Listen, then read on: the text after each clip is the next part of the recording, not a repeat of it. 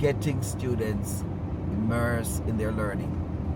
I started teaching roughly 1991, and I've always stated that my best classroom situation has always been externally. I remember when my teacher first did a school trip, and that was at my high school. And she wanted us to understand aspects of history that we were seeing in the books, but we wanted to visualize it. And she planned a trip to Maroon Town. We got ready in the morning, the buses came up to school, everyone was ready to go, and we went. It was a joyous ride to the cockpit country in Jamaica. Now, I've always heard about the Maroons. As I stood around and heard the stories being told of the Maroons, I understood what they went through. As I visited the area where the peace treaty was signed with the British people, I understood a segment in the history. And as the rain fell and we played around the area, I still remember everyone having fun. By the time we came back to Montego Bay, it was night. But I still remember everything about that trip. I remember the young lady I sat beside. I'd call her name now. And I remember the bus driver. I remember every single thing about that school trip. But most of all, the learning experience. And when I started to write about the peace treaty, I had a greater understanding of what happened. Now, as AI comes around and people think about so many things, what about getting students out into the real world? Many of us are still concerned regarding assessments. But as I stated before, for hundreds of years, we've done one thing: assess in a normal way.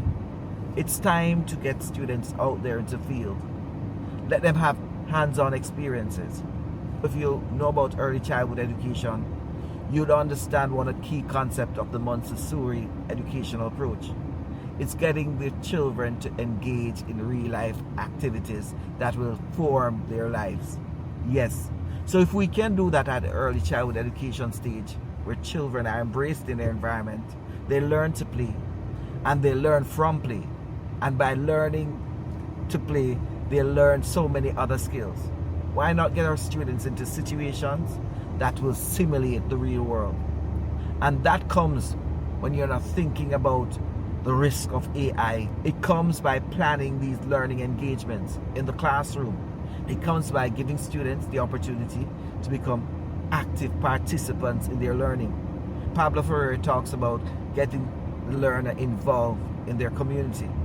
We have so many things happening in the world that we can bring these learning situations to our classroom.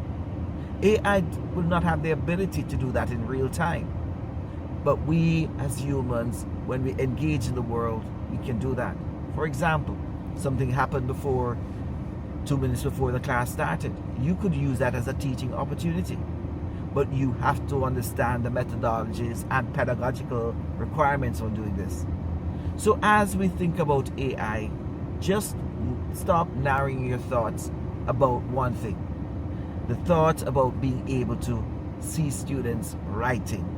Someone stated, and I mentioned this before in another presentation, when AI came across, we stated, you know what, we're going to deny it, the impact of it. Then after denial, it was stopping students from using it, but they did it anyway. And after that, we stated that we would design assignments that would use AI, or just navigate around using it, so that would prevent students from using it. But we're at a stage that we have to rethink how our curriculum is shaped. Because if we truly want engagement, we have to stop thinking about the one approach for assessment.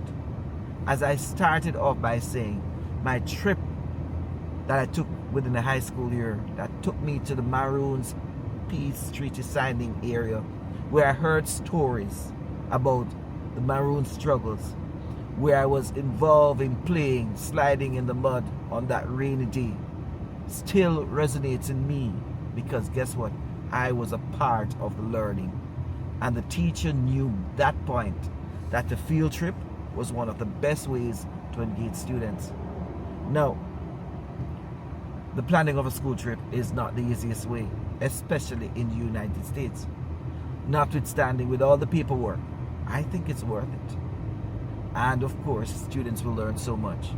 So get the students out there. Learning can be fun. You know, the classroom is a space, yes, but you can turn that space into a dynamic learning environment. Just as I pointed out to you, as they have done in Montessori form of education, we can do the same to ensure that students learn and learn in an environment that will foster growth. And that's the key. I'm out.